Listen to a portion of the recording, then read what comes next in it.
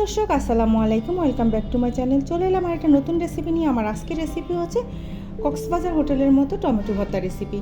এই টমেটো ভর্তাটা দেখতে যেমন লোভনীয়, খেতে কিন্তু ভীষণ মজার আর তৈরি করা একদম ইজি। নিমিষে এক থালা ভাত শেষ হয়ে যাবে। আশা করছি আমার আজকের এই ভর্তা রেসিপি আপনাদের সবার কাছে ভালো লাগবে। কক্সবাজার হোটেলের টমেটো ভর্তা তৈরি করার জন্য আমি এখানে একটা প্যান নিয়েছি। প্যানের মধ্যে সরিষার তেল দিয়ে দিলাম, হাফ কাপের মতো সরিষার তেল দিয়ে দিলাম।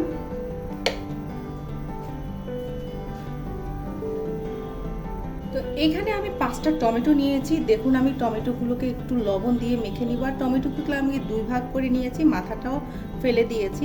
তো লবণ দিয়ে আমি টমেটোগুলোকে খুব ভালোভাবে মেখে নিচ্ছি।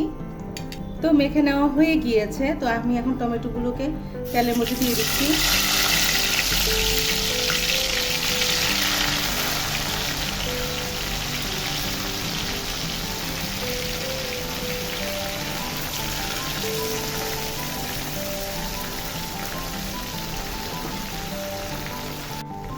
তো সবগুলো টমেটো দিয়ে আমি এখন ঢাকনা দিয়ে দিচ্ছি। চুলার আঁচটা মিডিয়ামে রেখে টমেটোর এক সাইড হয়ে গেলে আমি উল্টে দিব।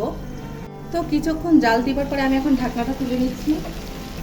আমি টমেটোগুলো উল্টে দিচ্ছি।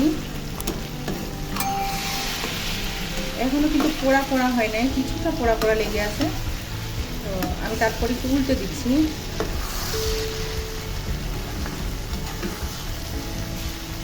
উল্টে দেওয়া শেষ, আবারও ঢাকনা দিয়ে দিব। টমেটোটা পুরোপুরি সেদ্ধ হওয়া পর্যন্ত অপেক্ষা করব। তো দেখুন আমি ঢাকনাটা উঠিয়ে নিয়েছি। টমেটোর আরেক সাইডে মনে হয়ে গিয়েছে। আমি খুব ভালোভাবে উল্টে দিচ্ছি।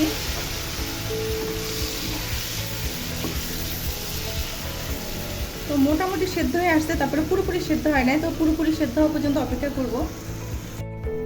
তো দেখুন আমি এখন শেষবারের মতো ঢাকনাটা উঠিয়ে নিচ্ছি। তো আমার টমেটোগুলো পুরোপুরি সেদ্ধ হয়ে গিয়েছে এবং পোড়া পোড়া হয়ে গিয়েছে। দেখুন এভাবে পোড়া পোড়া করলে খেতে কিন্তু অনেক মজা লাগে। তো এখন আমি টমেটোগুলোকে উঠে একটা প্লেটে নিয়ে নিচ্ছি। টমেটোগুলো অনেক সেদ্ধ হয়ে গিয়েছে ভালোভাবে। এখন আমি টমেটোর উপরে যে সিলকাটা আছে সেটা খুলে নিব। খুলে টমেটোগুলোকে একটু গালিয়ে নিব।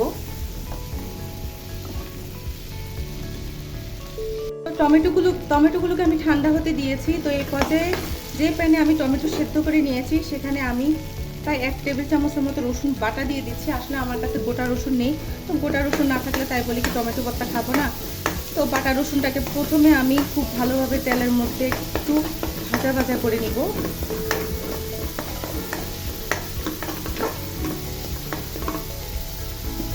তো ভাজা ভাজা হওয়ার পরে আমি এখানে হাফ কাপের মতো পেঁয়াজ কুচি দিয়ে দিচ্ছি। 4-5টা কাঁচামরিচকে ছোট ছোট করে টুকরো করে দিয়ে দিলাম।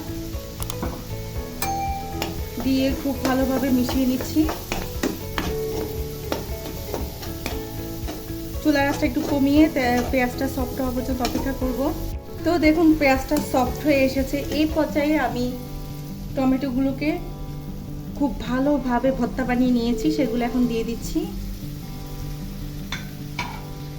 দিয়ে খুব ভালোভাবে আবার মিশিয়ে দিচ্ছি।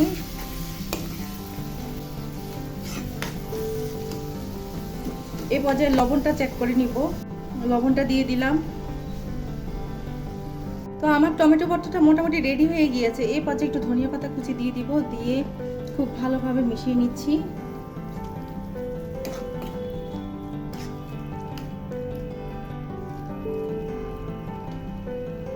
এখানে 3টা শুকনো মরিচকে আমি তাওয়ায় তেলে আধা ভাঙ্গা করে গুঁড়ো করে নিয়েছি, সেটা দিয়ে দিলাম। দিয়ে খুব ভালোভাবে মিশিয়ে দিচ্ছি। তা আমার টমেটো ভর্তাটা রেডি। তো আমার আজকের এই টমেটো ভর্তার রেসিপিটি আপনাদের কাছে কেমন লেগেছে? ভালো লাগলে অবশ্যই একটা লাইক দিবেন। আমার চ্যানেলটিকে সাবস্ক্রাইব করবেন। আজ তাহলে এই পর্যন্ত। সবাই ভালো থাকবেন। আল্লাহ হাফেজ।